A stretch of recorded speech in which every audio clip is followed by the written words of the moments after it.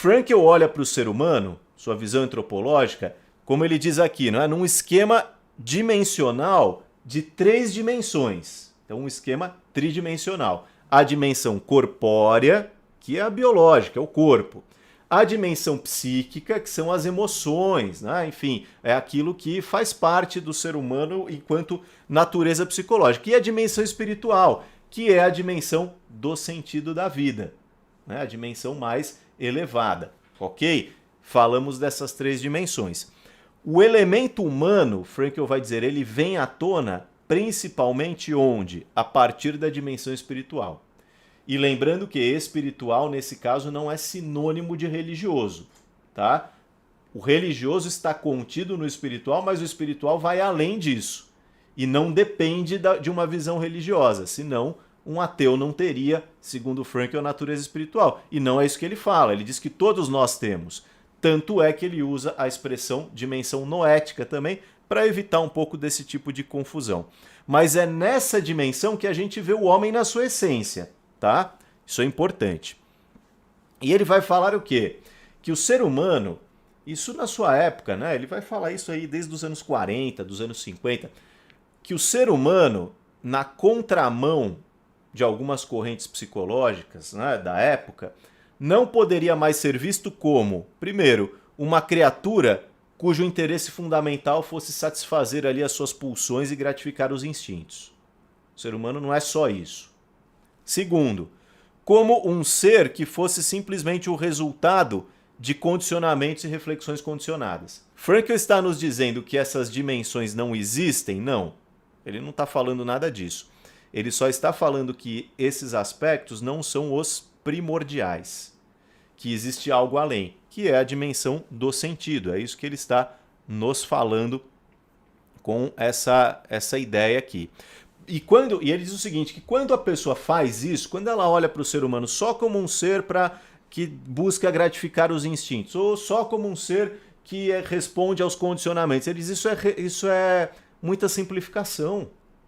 Você está pegando um ser complexo e você está reduzindo. Por isso que ele faz essa crítica ao chamado reducionismo, tá? E ao contrário, ele diz que o ser humano é o quê? Um ser em busca de sentido. E que o esvaziamento dessa busca mostra muitos dos males dos nossos tempos.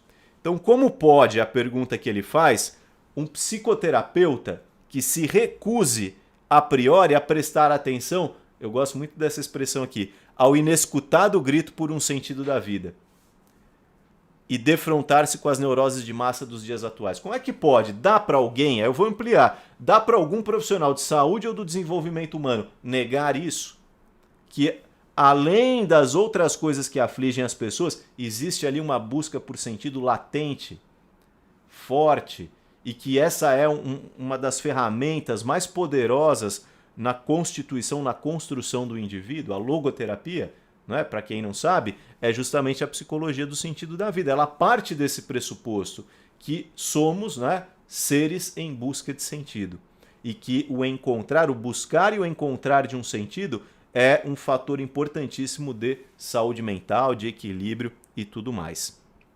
Ao mesmo tempo, ele diz o seguinte, que esse grito por um sentido, né, vamos dizer assim, ele tem a ver com uma dupla perda que o ser humano sofreu. Qual é essa dupla perda? Em primeiro lugar, é a perda dos instintos. Então ele fala, olha, no início da história, o ser humano ele teve que ir reprimindo, domando os seus instintos básicos que regulavam o seu comportamento mais animal, né, e asseguravam a sua existência. Então, o instinto ele foi sendo, de certa forma, controlado.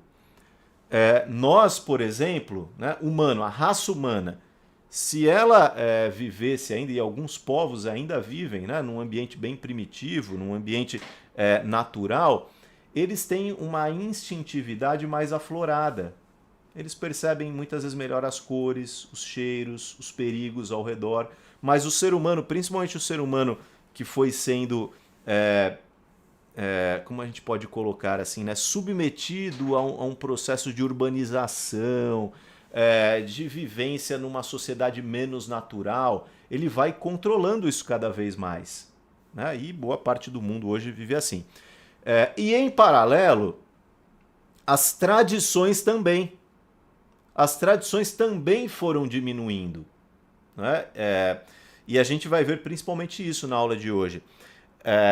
E essas tradições serviam como apoio para o seu comportamento e elas já não são mais tão fortes como eram antes.